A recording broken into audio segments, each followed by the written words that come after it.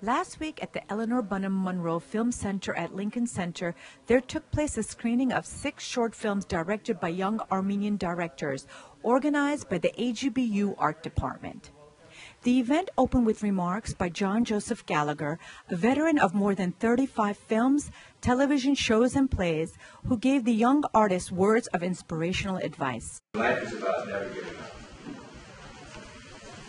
And when you get punched, and you will, if you go and rest and hide for a day, or even you cry for a day, that's okay, because you're going to come back stronger.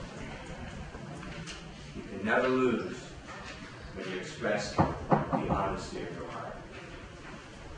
And if you spend your life expressing the honesty of your heart, it really doesn't matter what Universal Studios thinks of you. It matters what you think of you.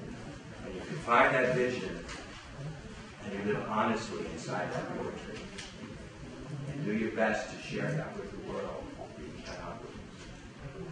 The films presented were The Frame, directed by Orfilia Harutyunyan, which tells the story of an old man, Aram, who lives alone in the village. During his entire life, he has never asked for help from anyone, even now when he needs it the most. Aram hides the news that he is terminally ill from his daughter, who is about to immigrate to America, so she doesn't worry before the journey.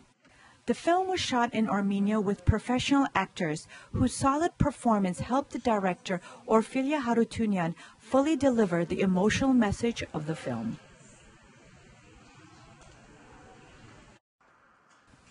Adrift, written and directed by Haik Kocharian, tells a story of 2 siblings who, after their mother's death, reconnect and try to deal with unresolved issues. The film begins with their meeting and ends with the siblings separating again. The director of the film leaves the answer to the central question of the film, whether the issues between the siblings get resolved, to the audience.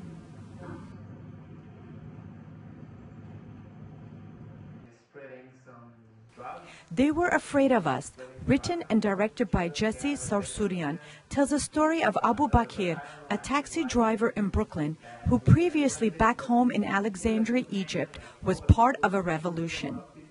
In the film, it follows Abu Bakir, an ordinary taxi driver, who drives through the streets of Brooklyn and discusses out loud with himself the current political and social issues of today's world.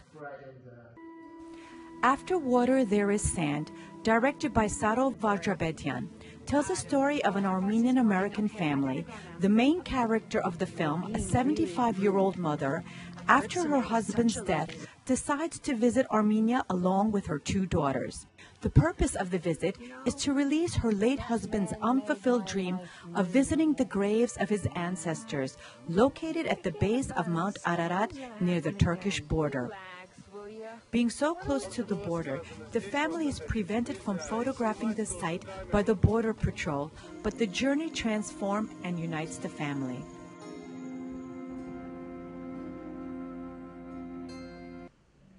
Caregivers, produced and directed by Victoria Alexanian, tells the story of a documentary filmmaker's fascination with death, which leads him to a terminally ill woman's bedside.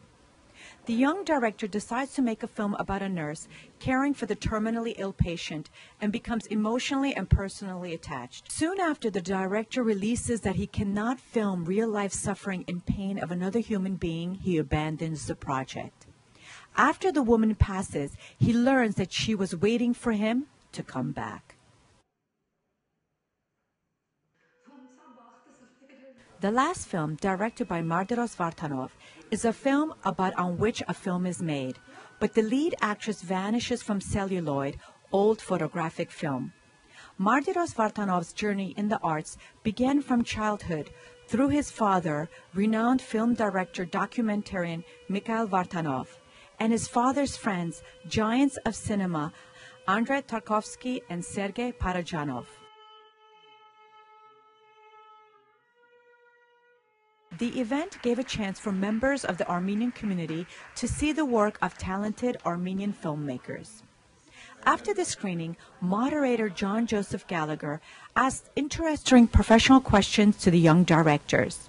And so I'm curious to my next film will be a film that's shot in Armenia and has and is in the Armenian language, and that's kind of like a path that I'm kind of going towards to see, you know, what kind of filmmaking what kind of film will come of that, and where I'll go as a filmmaker. To me, it's really important what the actors can bring to the story and to the film, because you can have the greatest script ever, but if you don't have the right actors, you know, it's not going to be as good. And if you know, if you have a good script and then the right actor comes in and takes the material and makes it better, that's, you know, that's the best thing that can happen to a director. The idea of revolutions, the idea of oppressed people standing up is very important to me, which is one thing that in this case really drew me to the subject matter, and so that's also something that I want my films to do, but also kind of like Ophelia said too, I want to make things that also the people enjoy kind of viscerally and can even have that kind of escapist feel. I think I'm afraid of making films because I just think that they're not going to stand the test of time. So I just take such a long time thinking of what am I going to do next. I already did another one. It's also 3 minutes, and I don't know. I think I should show it more at places like this, and then figure out what the answer is. I don't think I've understood that yet. But since the film's director, Saro Varjabedian, was not able to attend the screening, the lead actress of the film, Margaret Tolayan Kirkostas, participated in the Q&A. The audience members also had an opportunity to ask questions from the directors. Mr. Gallagher, it's been a pleasure having you here this evening. Could you please share some of your thoughts about the filmmakers and the films that you have seen this evening?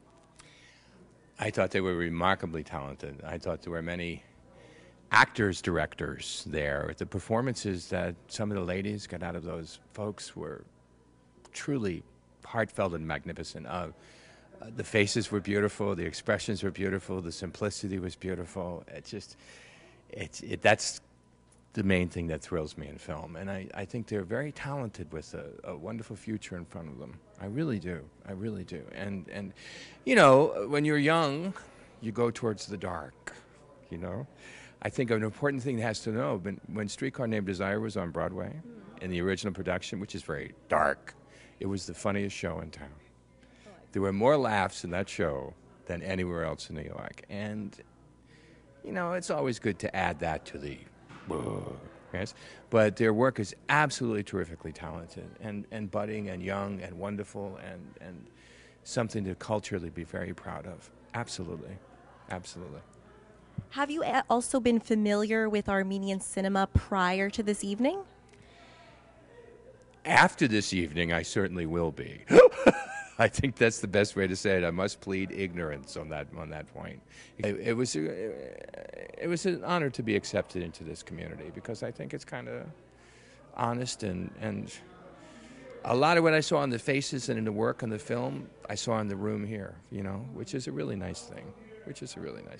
Supporting events as the AGBU's December Carnegie Hall concerts, this screening was organized to highlight the talent of AGBU's scholarship recipients in the arts.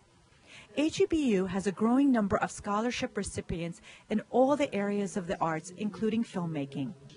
The event's mission was to introduce participating directors to the great stage of Lincoln Center and the city of New York. As the artistic director, can you tell us the purpose of having this film take place tonight? As you know, AGBU has been granting this performing arts scholarships, I mean, along with many different other scholarships, but we have this performing arts scholarship and fellowship program. And all these years we have been showcasing the musicians from our, in general, performing arts department.